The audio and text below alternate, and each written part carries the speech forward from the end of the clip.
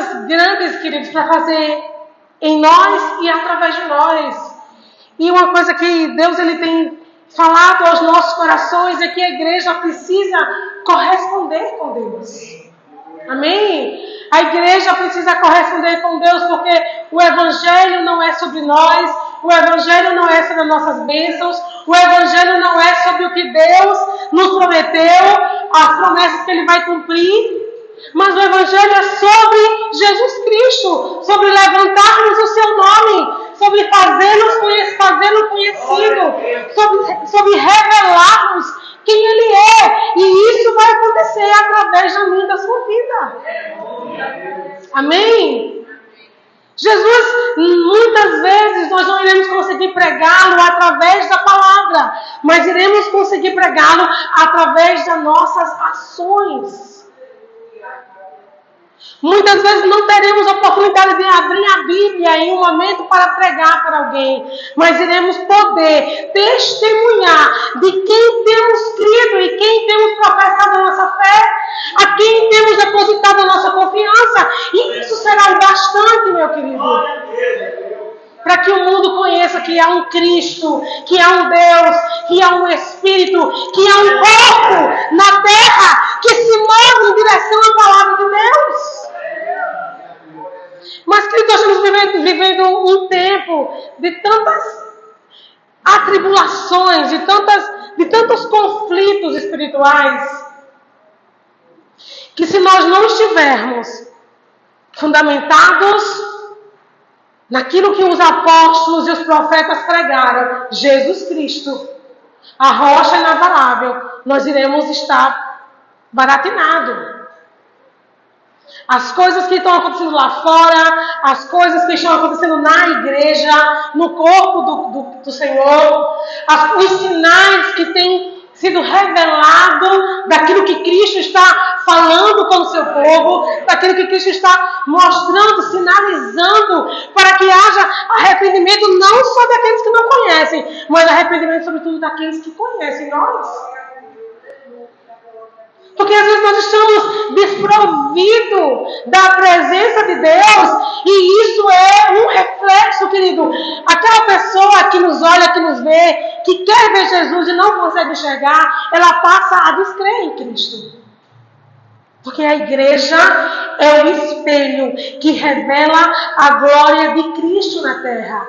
Se nós não clamarmos, a Bíblia diz que as pedras clamarão. Se nós não nos voltarmos para a nossa postura de igreja do Senhor, de povo que foi redimido pelo sangue do Cordeiro. Amém? Você tem um grande valor, porque Cristo Jesus fez isso por você, derramou seu sangue por mim, por você, mas não foi só por nós, igreja, foi por todo aquele que o conheça como Senhor e Salvador. Então, a igreja tem um papel fundamental de revelar quem Cristo é. E às vezes, irmãos, já foi orado aqui falando sobre isso, já foi trazido aqui também na mordomia um pouco, mas às vezes nós estamos passando por aflições porque não tivemos ainda a revelação de quem Cristo é. Porque quando somos impactados pela revelação de quem Cristo é, nada poderá deter a igreja do Senhor. Mas às vezes estamos nos escondendo, estamos vivendo um evangelho raso, um evangelho neutro, que não faz diferença, que não se posiciona, porque nós não tivemos a revelação de quem Cristo é. Pastora, que forte, é muito forte, querido. Às vezes estamos seguindo o fluxo, estamos seguindo o Evangelho, estamos seguindo quem está seguindo Jesus, eu vou junto também, mas às vezes nós não tivemos a revelação de quem é essa pedra angular que Pedro disse, quem é essa rocha inabalável que foi pregada pelos profetas, que foi pregada pelos apóstolos. Às vezes não o conhecemos ainda. Aleluia. Logo, quando não não conhecemos. Mas eu preciso conhecê-lo. Eu preciso conhecer quem é Jesus. Eu preciso ser impactada pela sua glória. Eu preciso ser impactada pela sua santidade. Não tem como sermos chamados de povo de Deus sem sermos santos, igreja. Está existindo um conflito muito grande dentro do meio cristão. Se pode, se não pode, se faz, se não faz. Irmãos, eu só posso aquilo que é santo. Quando eu olho para Cristo e vejo Ele na terra como homem, vivendo de forma santa, isso é impactante. Não se achou pecado nele. Ele não tinha pecado. O pecado que ele carregava não era dele. O pecado que estava sobre ele não era dele. Mas a Bíblia diz que ele não levou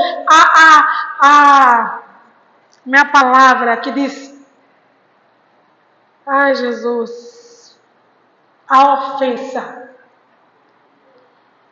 Não levou a ofensa em ser o Cordeiro Santo e Imaculado, para poder santificar a mim e a você, e todo aquele que vier a crer nele. Abra comigo Efésios, capítulo 1.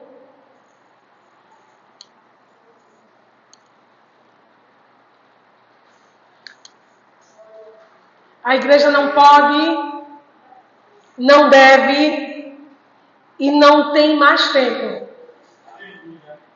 de ficar na mesma postura, na mesma posição de quando começamos a caminhada. Quando começamos a caminhada em Cristo, que vemos para Cristo, que a pregação é falada e nós aceitamos Jesus como nosso Senhor, nós começamos a trilhar um caminho. Caminho esse, querido, que se eu estou igual de quando eu me converti até agora, houve um erro no percurso. Caminho esse que é progressivo. Esse caminho é progressivo. Amém? Diga assim comigo, o caminho do cristão é progressivo.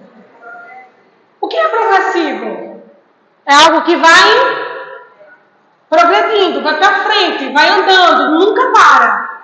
Amém? Se eu estou no caminho e estou regredindo, alguma coisa está errada. Porque o caminho é progressivo. Eu aceito Jesus, eu recebo Ele como meu Senhor, eu vou para o batismo, sou batizada nas águas, daqui a pouco, conforme Deus quiser fazer, distribuir os seus dons, recebo dons ou não, conforme Deus queira, sou selada pelo Espírito Santo, recebo o batismo do Espírito, e aí isso é uma progressão. Eu estou caminhando, eu estou progredindo, eu estou crescendo. Queridos, está acontecendo, infelizmente, um conformismo no povo de Deus, de achar que, não, eu já cheguei até aqui, tá bom. Escute, o caminho é progressivo. Onde você chegou não é o bastante, existe mais. Diga, eu cheguei até aqui e eu vou progredir, porque existe mais. Amém? Existe mais. Jesus é uma fonte inesgotável. Então não há limites.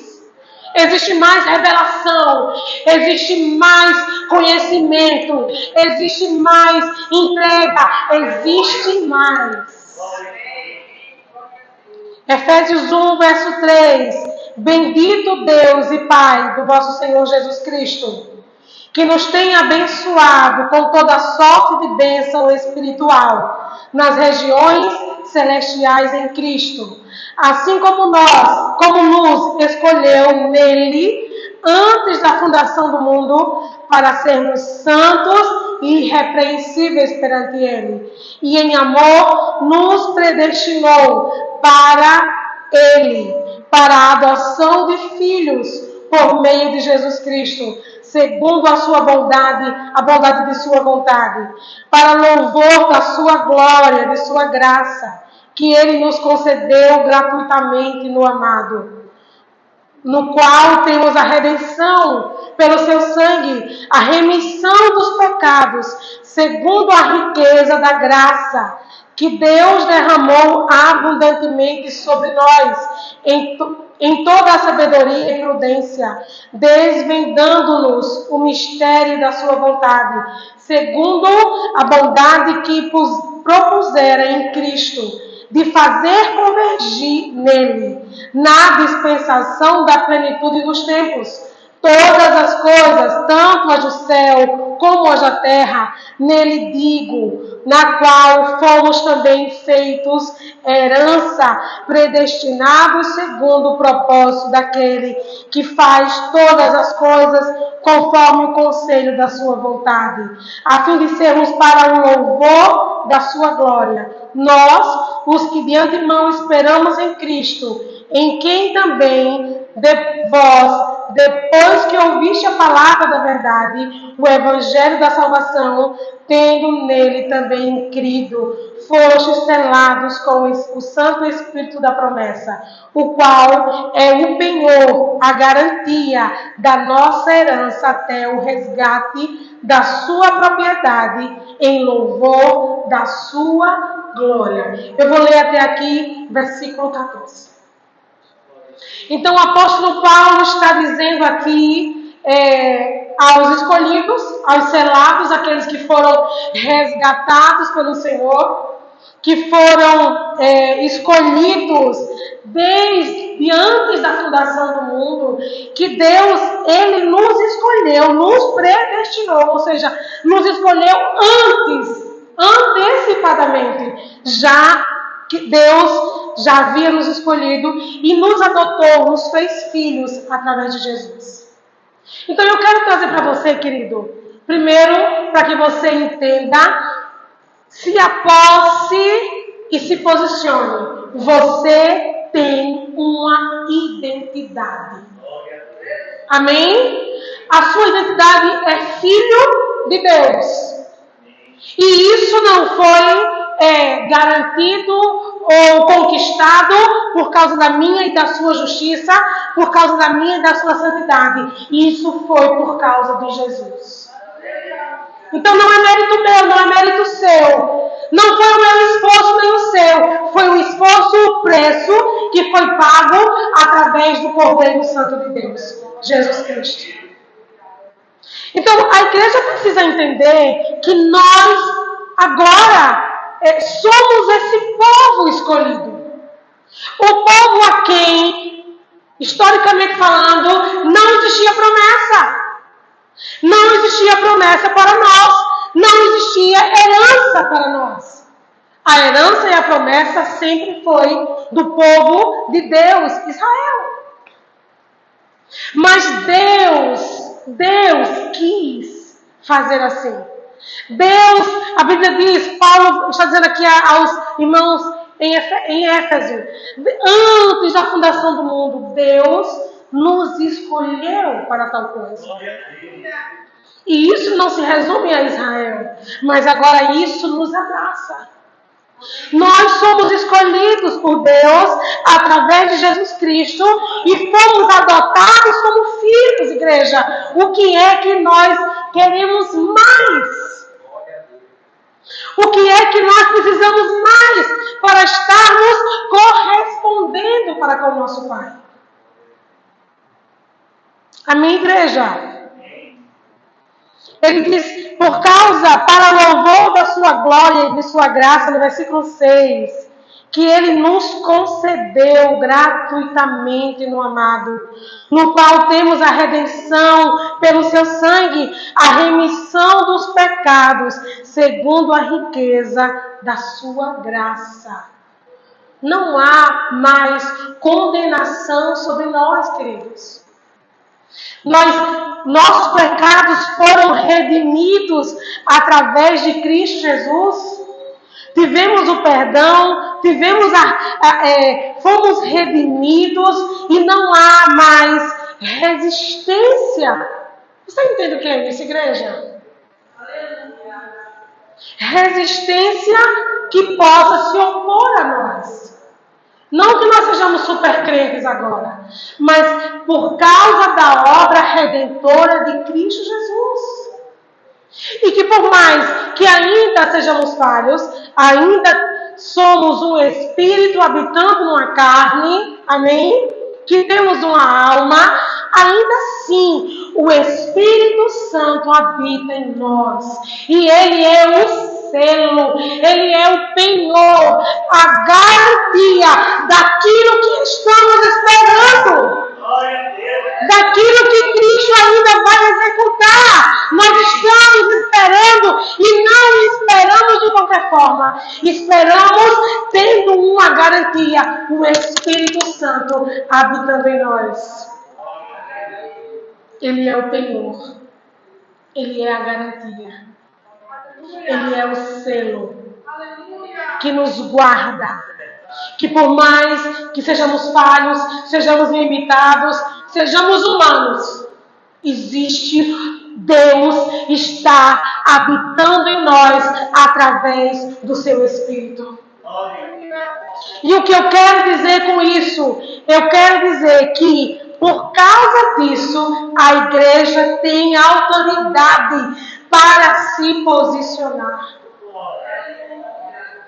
A igreja tem autoridade para sair da neutralidade, para deixar de ter medo daquilo que está por vir. O que está por vir são promessas que estão descritas na palavra do Senhor. Precisam se cumprir. Porque tememos. Nós somos a resistência do Senhor aqui na terra. E que por mais que hoje nós não sabemos na totalidade, porque o livro de Apocalipse é uma revelação muito profunda, por mais que não saibamos na profundidade, queridos, existe uma promessa para nós cristãos, para aqueles que estão esperando por Cristo, para aqueles que estão esperando nessa santa esperança de que Cristo virá. Vai vir resgatar a sua noiva. A igreja tem se esquecido disso muitas vezes e tem vivido de qualquer jeito, de qualquer maneira, como se nada estivesse acontecendo ou como se não estivéssemos esperando algo maravilhoso acontecer. Jesus virá. Isso não é historinha. Mas que nós ouvimos isso há muitos anos, mas Cristo Jesus virá. E a igreja do Senhor, enquanto Jesus não vem, precisa ser a resistência do Senhor aqui na terra. Precisa. Como assim, pastor, a resistência? Nós vamos resistir até o último dia. Negando o pecado, negando as propostas do mal, negando aquilo que não é de Deus, nós iremos precisar padecer para não negar Jesus Cristo. A igreja dos nossos dias está preparada para isso, queridos? Precisamos nos preparar. Jesus está mostrando, Deus está sinalizando, o Senhor está falando. Deus está nos chamando para essa preparação. Se preparem, observem a palavra, sigam esse evangelho, parem de se portar tanto com aquilo que não é bom, com aquilo que não é espiritual.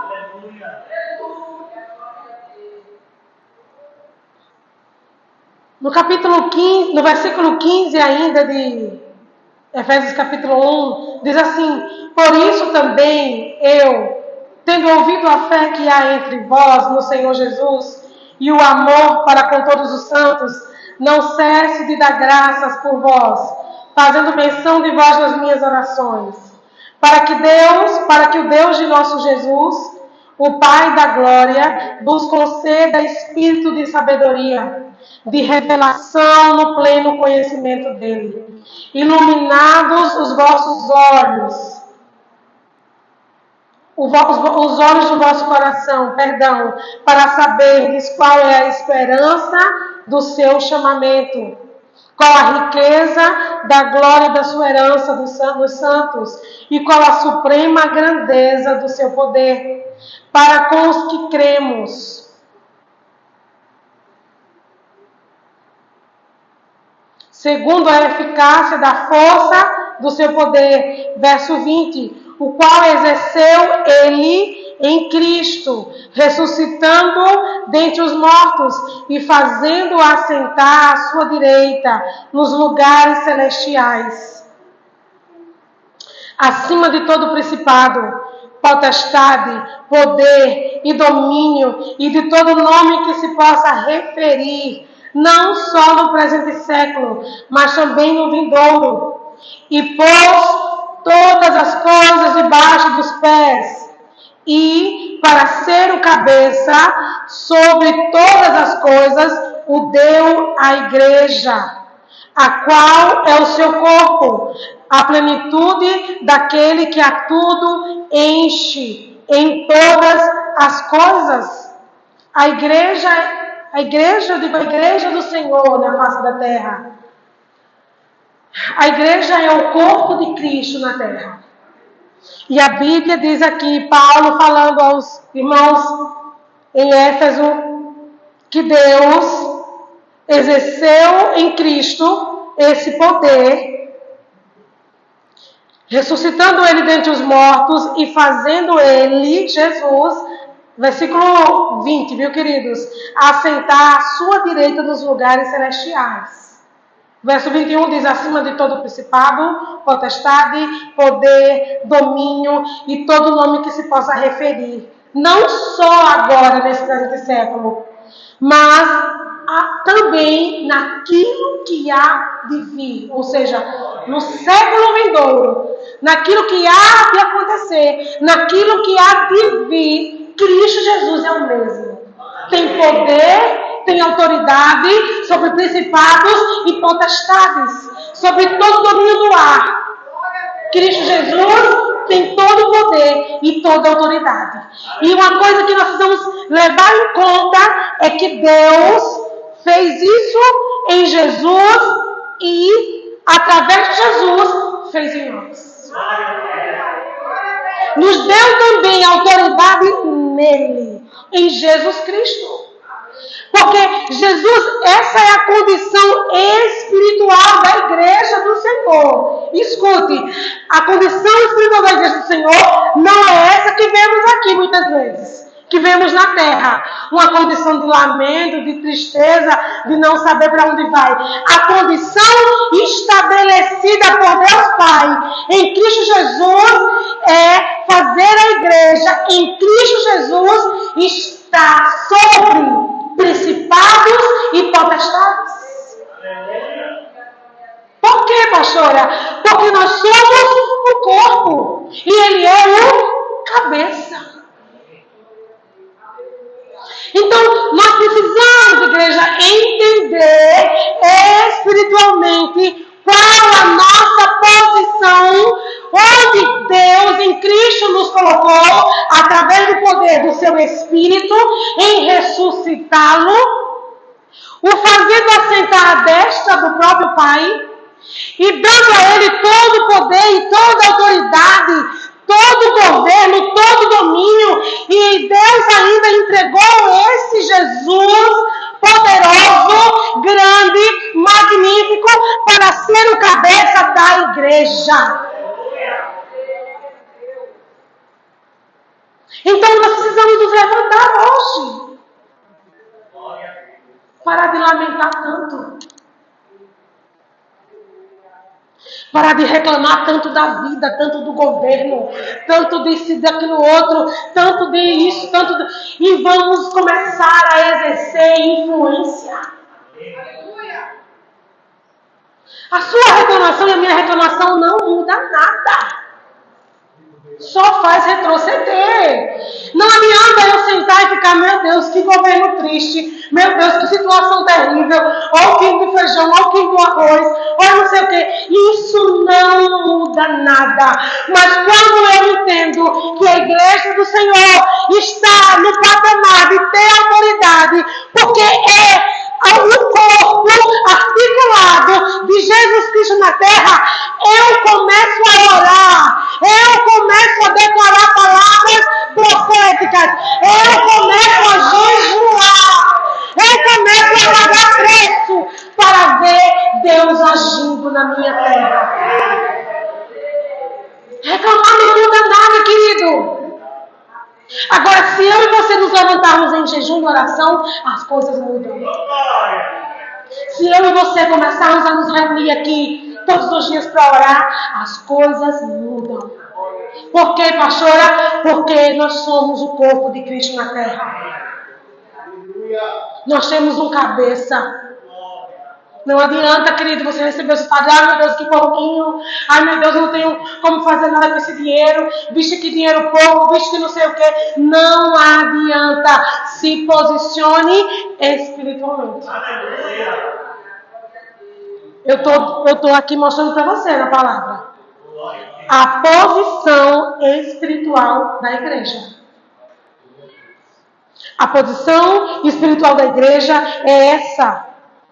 É ser corpo de Cristo, onde Cristo é o cabeça, onde Cristo está assentado à direita do Pai nos lugares celestiais, tendo todo o domínio, toda a autoridade, todo o poder, todas as coisas estão sujeitas à sua autoridade e Ele é o nosso cabeça. Então, se estão sujeitas ao cabeça, estão sujeitas logo ao corpo. Mas às vezes nós não conseguimos sujeitar as coisas do maligno porque nós estamos com a atitude de quem não conhece Jesus.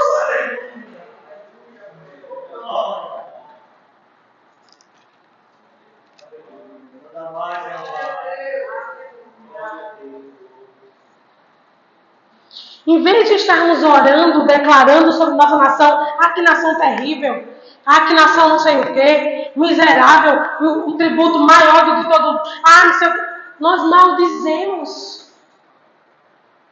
Em vez de estarmos abençoando, nós maldizemos.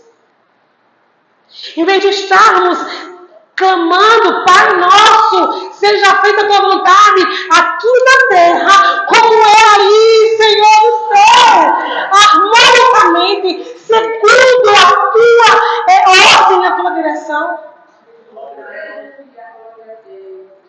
Essa palavra, querido, é para a gente pensar mesmo. É para a gente, se precisar, se chocar. Porque nós precisamos entender que nós somos embaixadores do reino de Deus. Por mais que nós não temos parecer, familiaridade com o governo atual, nós não somos embaixadores do governo de direita. Nós somos embaixadores do governo do céu. Do governo de Deus. Quem nós representamos está lá em cima. Às vezes a igreja está aqui discutindo coisas, a igreja está aqui sendo afligida por coisas, porque a igreja não entendeu que nós não representamos ninguém aqui na terra, nós representamos Cristo Jesus. O governo perfeito, o governo santo, o governo reto, o governo justo. E não adianta eu estar falando mal do governo se eu não oro para que as coisas mudem. Deus não nos chamou para ficarmos falando mal de ninguém. Deus nos chamou para viver a verdade. Você quer mostrar o erro? Você quer mostrar o falso? Você quer revelar o falso? Seja verdadeiro. A gente às vezes quer revelar o falso, metendo pedra no falso. Ah, falso, mentiroso. Não sei o que não sei o que. Jesus não nos chamou para isso, meu querido. Se nós queremos revelar o falso, sejamos nós verdadeiros. Sejamos nós sinceros. Se queremos manifestar a glória de Deus, sejamos nós os primeiros a orar para que as coisas mudem. Jesus falou assim: a minha casa será casa de oração. E quando se fala em oração aqui na igreja, eu acho que não só é aqui não. Eu acho que é nesses dias. Nós contamos 2, 3, 4, 5 gatinhos pingados para orar. Agora, se a gente falar assim, tem lanche na igreja, a igreja enche. Eu não queria dizer isso não, irmão, mas veio na minha mente e eu soltei. Quando falamos de oração, intercessão, quem pode entrar em jejum, entrar em clamor? 1, 2. Mas se dissermos, vai ter confraternização, vai ter piscina, vai ter churrasco, a lista é enorme. Escute, nós precisamos rever a motivação dos nossos corações. Cristo está, através do seu Espírito, do Espírito Santo de Deus, preparando a sua noiva. O Espírito Santo não está aqui para me fazer pular, para me fazer quebrar as cadeiras da igreja, não. Ele está aqui para forjar o caráter de Cristo em mim. Para me preparar para o meu encontro com o Senhor. As manifestações são lícitas, querido. Amém. Que você pule, que você marche, que você salte, que você grite. Isso é gostoso, é maravilhoso. As manifestações são lícitas, mas não se resume nisso. Se só for isso e aqui dentro não transformar, não é manifestação do Espírito. Alguma coisa está errada. Se a manifestação for só externa e dentro não acontecer nada, querido, não é do Espírito Santo de Deus.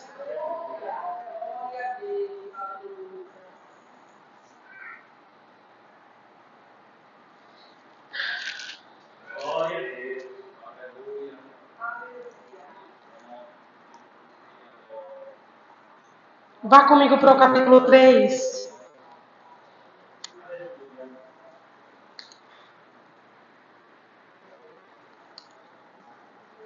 Capítulo 3 de Efésios.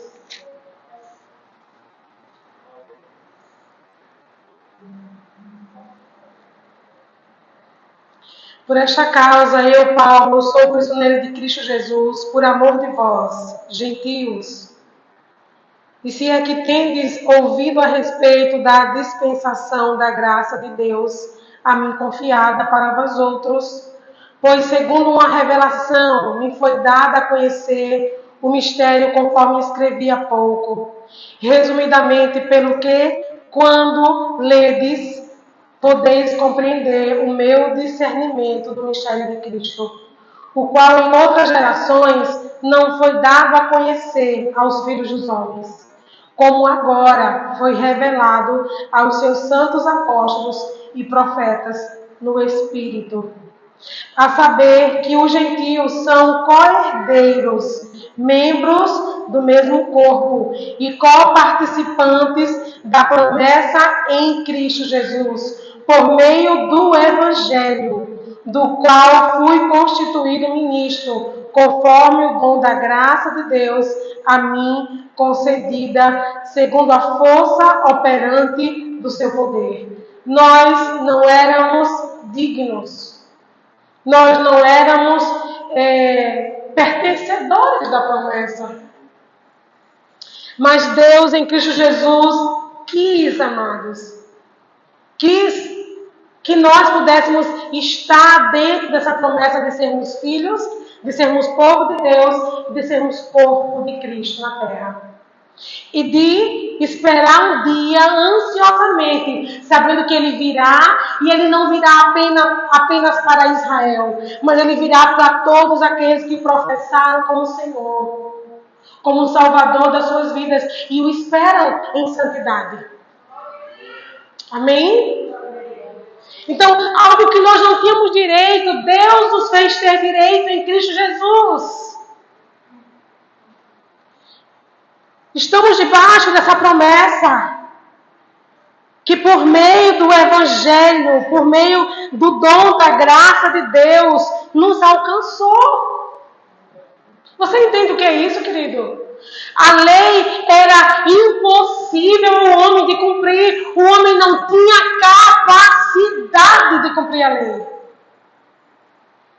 O homem não tinha capacidade em si de cumprir toda a lei. Se cumprisse uma coisa, caía em outra. Não tinha capacidade.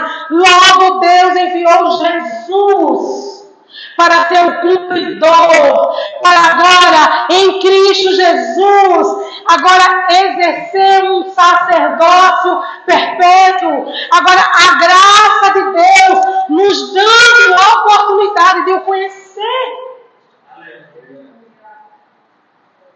e de o fazer conhecido. A igreja não pode esquecer isso, meus irmãos. O nosso papel não é só ser salvo, querido. Você foi salvo, amém? Você está salvo, você está lá escrito no livro da vida, você tem convicção disso? Sim ou não? Amém? Mas não foi para ser salvo apenas que Cristo Jesus morreu. Mas Cristo Jesus morreu para nos dar a salvação e para, através da sua graça, desse dom, esse favor imerecido, esse favor e essa capacitação, nos dá condições de sermos anunciadores da sua palavra. Ou seja, você tem poder e autoridade garantida pela graça do Senhor, derramada em você, para ir e pregar o Senhor Jesus. Pastora, mas eu não sei muito versículo. Pregue o que você sabe. Fale o versículo que você tem no coração. E não se detenha a só conhecer esse, pelo amor de Deus, porque o caminho é... Já esqueceram, foi? O caminho é progressivo. Amém, queridos? O caminho é progressivo. Eu cheguei aqui, eu já oro, já jejuo, eu já faço isso. Tá bom, não tá bom. Não tá bom. Não é que não tá bom porque nós precisamos apresentar metas para Jesus. Jesus não está lhe pedindo meta. Jesus está me pedindo e lhe pedindo que nós, na autoridade do Espírito Santo de Deus, possamos cumprir o seu ide. Ide e pregar o Evangelho a toda criatura. Se eu não fizer nada aqui na igreja, escute, se eu não fizer nada aqui na igreja, não cantar no louvor, não ministrar nas filhas de Sara, não ministrar nos filhos de Abraão, não fizer nada aqui, mas fizer lá fora, eu estou fazendo a obra do Senhor. É isso que Jesus quer, queridos. É isso que Jesus quer. Que debaixo desse dom gratuito, que não nos custou nada, custou a Cristo, mas a nós não custou nada. Que debaixo desse dom, dessa capacitação, nós possamos ir na autoridade do Espírito e fazer Jesus conhecido. Será que você não pode trazer mais uma pessoa para a igreja? Você não pode convidar alguém, um vizinho, um familiar que está afastado, que não tem igreja. Porque alguém de outra igreja, ela é bem-vinda, mas ela não é quicha. Porque aqui é para os que já são da igreja e para os que precisam de Jesus Cristo através da igreja. Quem já tem igreja, cada um na sua igreja. Não que a gente não vai receber, queridos irmãos. Eu estou falando que você não deve convidar quem é crente, que tem uma igreja, que tem um exercício, para vir nos conhecer. Mas será que nós não podemos trazer uma pessoa conosco? Não temos um vizinho que precisa de Jesus, não? Não. Todos os nossos vizinhos são crentes. Todos os nossos colegas do trabalho são crentes. Todo mundo é crente. Você entende o que eu estou falando, querido, nessa noite? Às vezes nós não estamos nos preocupando com o que Deus mais se preocupa. A missão é de Deus. A missão não é nossa. A missão é de Deus. Nós apenas iremos fazer com que ela seja progressiva. Aqui no versículo 8, do capítulo 3, versículo 8. A mim, o menor de todos os santos, me foi dada esta graça de pregar aos gentios. Que coisa linda Paulo fez. Que homem tão disponível para Deus. Eu olho para Paulo e digo, o tamanho do encontro que Paulo teve com Deus, com Cristo, da revelação, foi o tanto que o seu ministério exerceu na terra.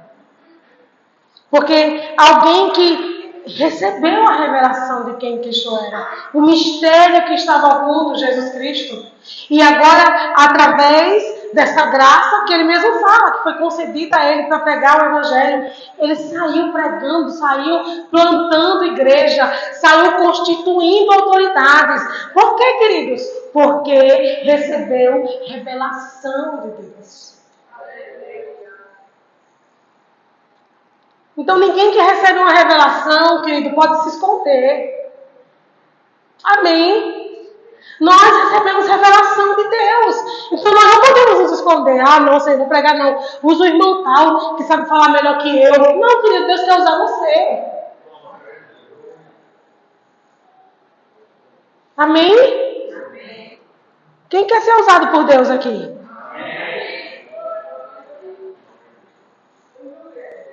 Às vezes nós dizemos tanto isso, né? Senhor, me usa. Ah, Senhor, me usa. Me dá dom, Senhor, me usa. E o Senhor leva alguém necessitado para falar contigo. Dentro do ônibus, lá na rua. Sei lá, Deus faz situações para que, através de você, Ele seja revelado. O que a gente faz? Se cala.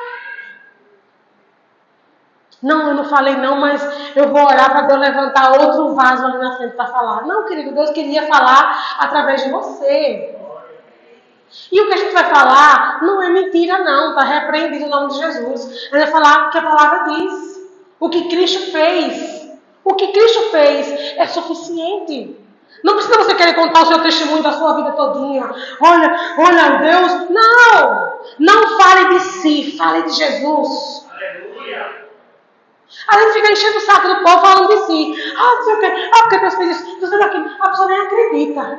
Mas se você falar de Jesus, debaixo da graça do Espírito Santo, meu irmão, isso vai ser tão poderoso.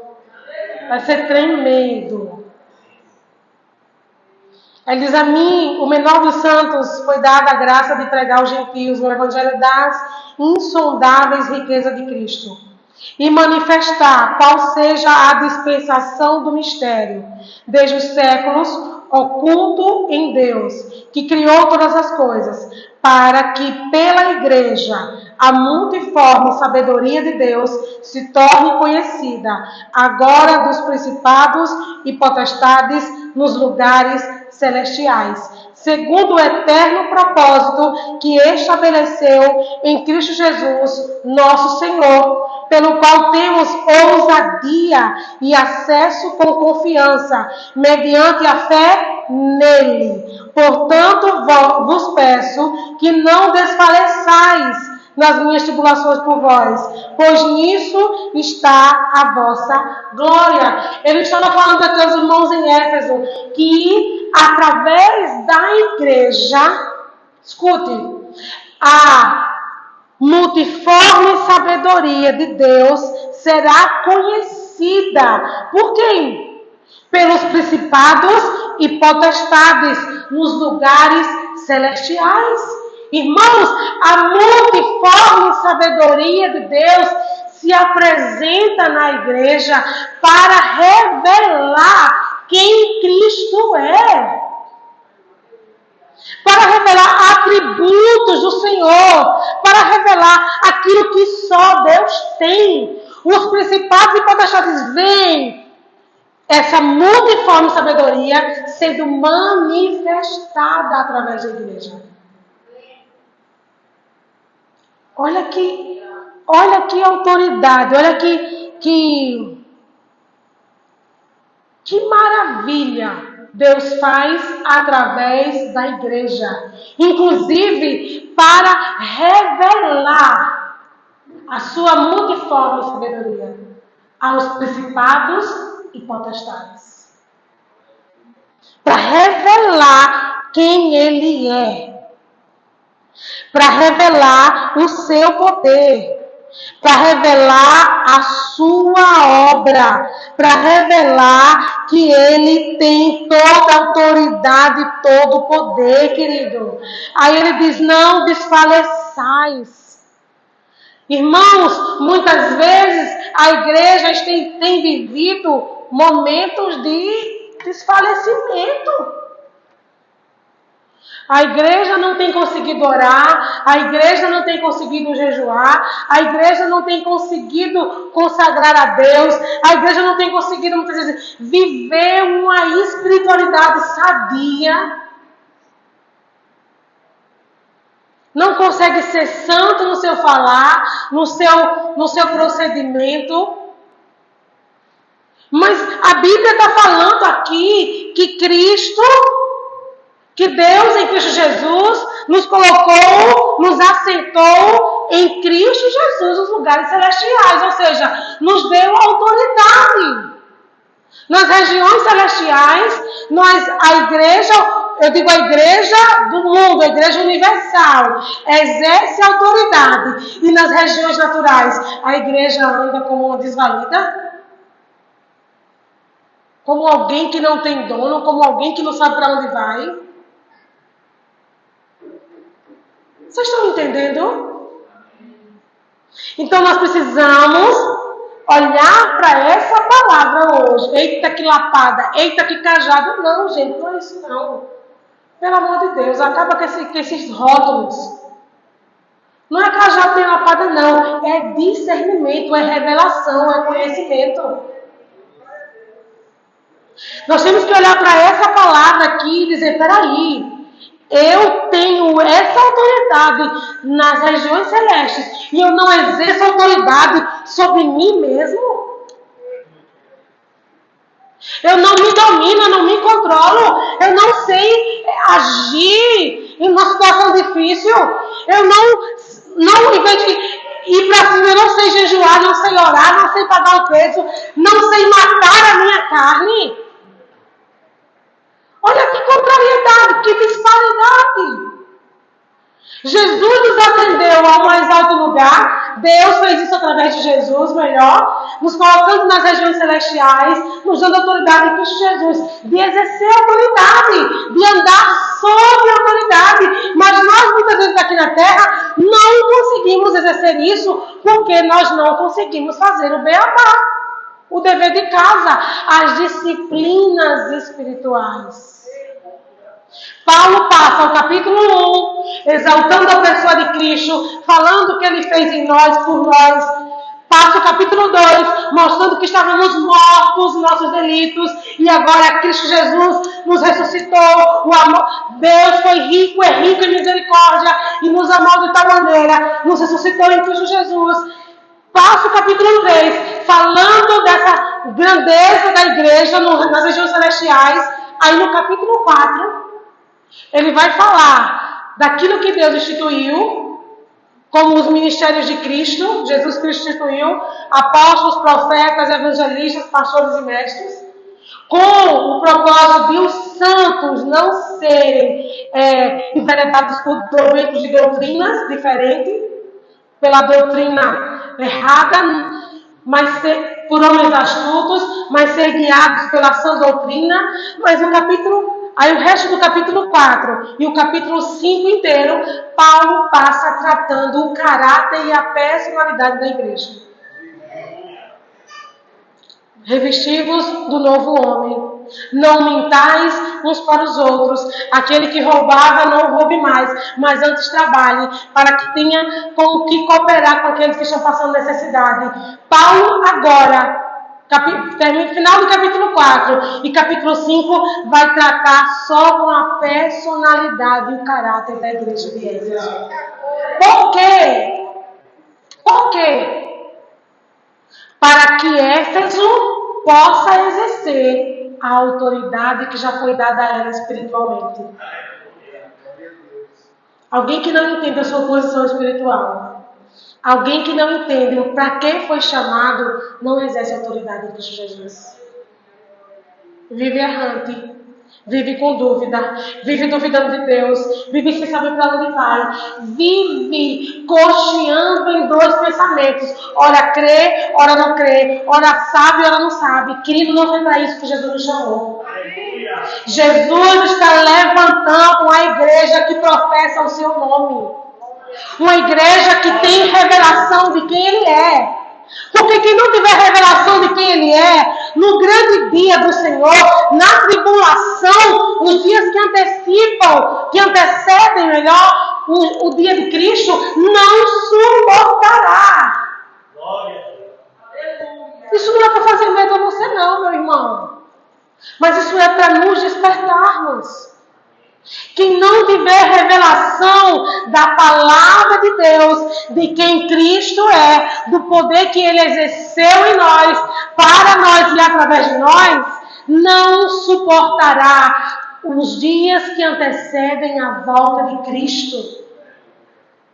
Porque se a gente não está aguentando a pressão aqui na terra, agora, onde o Brasil, existe sim, a perseguição já existe no Brasil, existe tanta coisa que está contra o Evangelho, tanta coisa que se levanta contra a palavra, mas ainda não é uma perseguição como os países perseguidos. Eu sempre gosto de finalizar falando isso, porque isso nos acomoda. Por não sermos perseguidos ferrenhamente, como os irmãos que estão passando por debaixo de túneis, levando a Bíblia para pregar em uma aldeia, em um lugar que é perseguido, que não pode de jeito nenhum professar Jesus Cristo, mas eles estão ali cultuando em lugares subterrâneos. A gente acha que, não, que bom, se der eu vou para a igreja, se não der eu não vou ter nada não, se der eu oro, se não der eu não oro, se der o jejum, se não der o jejum, não tem nada não, Jesus pagou um alto preço, tem nada não, se der eu faço, se não der eu não faço. Não é assim não, querido. Existe um preço a pagar. Jesus pagou um preço impagável. Ninguém podia pagar o preço que Jesus pagou. Mas o preço da santificação, diga assim, bata no seu peito, diga, é por minha conta. O preço da santificação é por nossa conta.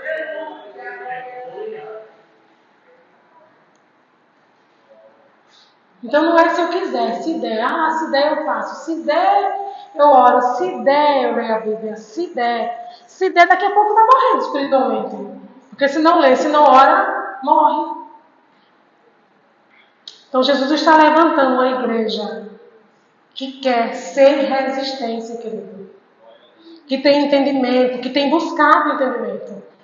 Não é entendimento total não, porque ninguém tem entendimento total de quem é Deus. Mas entendimento daquilo que Ele deixou revelado. Ninguém pode dizer, Senhor, eu não sabia. Olha aqui, de Gênesis a Apocalipse. Nós não podemos dizer, Senhor, eu não sabia. Eu era analfabeto, biblicamente falando. Está aqui, querido. Eu preciso decidir entrar aqui, decidir mergulhar. Escute, a igreja que está vivendo mais ou menos com Cristo não resiste aos dias maus. Os dias maus são muito maus. E eu, particularmente, discordo da visão que diz, da corrente teológica que diz que a igreja vai ser arrebatada dessa tribulação. Eu discordo porque quando eu leio Mateus 24, eu não vejo isso. Eu vejo que a igreja vai passar. Então, se a igreja hoje não consegue lidar com um cartão de crédito que não entrou saldo para pagar uma conta, imagina com os dias da tribulação. Às vezes a gente vai birra com Deus, mas Senhor, o Senhor não disse que ia me dar, o Senhor me prometeu. Se nós estamos num patamar de infantilidade espiritual, quando a situação exigir de nós maturidade espiritual, vai ser tarde, queridos. Precisamos ser maduros hoje. Precisamos nos levantar e buscar o Senhor hoje.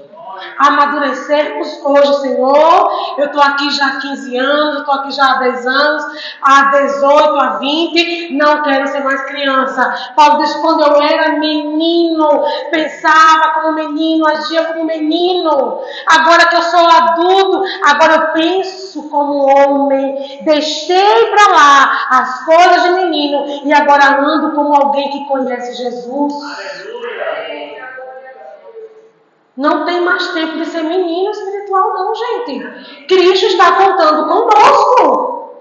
Cristo está contando conosco, assim como ele contou com os seus discípulos.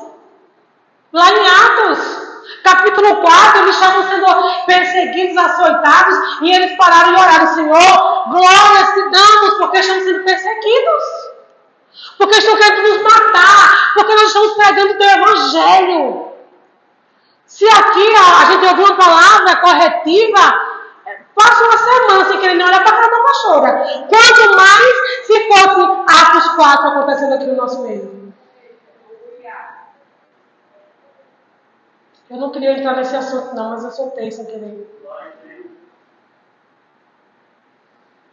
Mas nós precisamos amadurecer, queridos. Amadurecer. Criança precisa de tutor. Criança precisa de alguém que se responsabilize por ela. Mas Jesus já quebrou as cadeias, os grilhões. Nós não precisamos de tutores mais. De alguém que diga: vai para lá, venha para cá, faça isso, faça aquilo. A palavra de Deus é suficiente para ser a nossa profissão de regra de fé e prática. Mas às vezes nós queremos ser tangidos. Não, vá para lá, venha para cá, não passe por ali. A palavra de Deus nos dá autoridade, autonomia de sermos chamados filhos de Deus. Não somos mais crianças para precisar de tutores, mas somos filhos. Filhos que estão crescendo em graça e em conhecimento. Para quê?